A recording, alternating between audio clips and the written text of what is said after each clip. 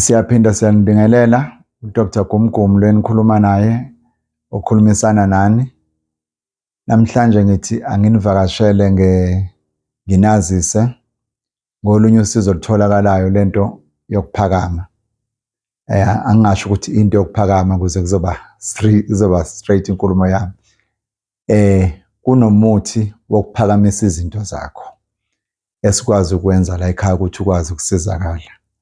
Ngabe uneyinkinga zokuba overcommitted, ngabe uneyinkinga izinto zakho zivalekile, ngabe uneyinkinga entweni oyenzayo noma ufisa ukuyenza ayisahambi ngendlela okumele ihambe ngayo, can be business, can be logistics, can be noma isiphi isimo kodwa esinebhizinisi phakathi noma ufisa ukuqala. Ikhona into yokuphakamisa la ekhaya. Ihamba ngama level akhona ukuthi wena ufuna ukuphakama ngayiphi indlela ukuze ukwazi ukuthi ube lapho othanda khona. Kodwa ke mase ufikile siyakwazi ukukhulumisana sesibonile ukuthi simphi isimo esivumelana nebudget yakho nesingavumelana nawe ngendlela ongenza ngayo. Iyayisiza ke le nto kakhulu ngoba yenza ukuthi ibhizinisi mayisivalekile ama-customer ikwazi ukuvuleka.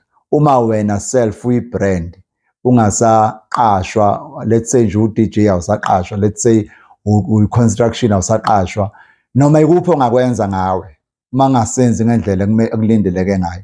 Ngaleyo nto siyakwazi ukuthi mase utholile lo muthi wala ekhaya ukusize ugezeke kuvuleke izinto zakho ngisho ngabe ziboshiwe no matter how long ago uyakwazi ukuthi sikusize sibambisane nawe si-unblock leso simo esinjalo ukwazi ukuthi uye phambili ngebhizinisi.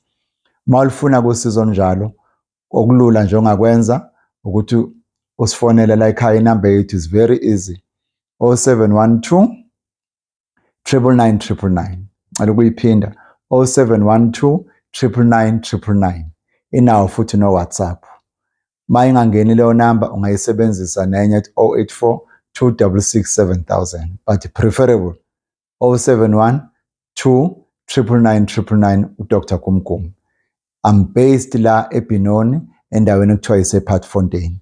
I-location ungayithola masikhulumisana nawe noma ikuphi, ngisho na ku-WhatsApp uyakwazi ukuthi ngitholakale, ngizoreplya kuwena ngikunikeze more information nokuthi yini kumele uyiphathe, yini elindelekile kuleso simo leso esibhekene nawe kulokho. Kodwa lento esikhuluma ngayo nje la engifisa ukuthi nawe utshele omunye nomunye ukuthi usizo ongalithola la ekhaya into yokuphakamisa, meaning into yokufast tracker okwenza ukuthi ukwazi ukuthi kube nesasasa, okwenza ukwazi ukuthi kube nepopularity, okwenza ukwazi ukuthi kube nepublicity kwabanye abantu.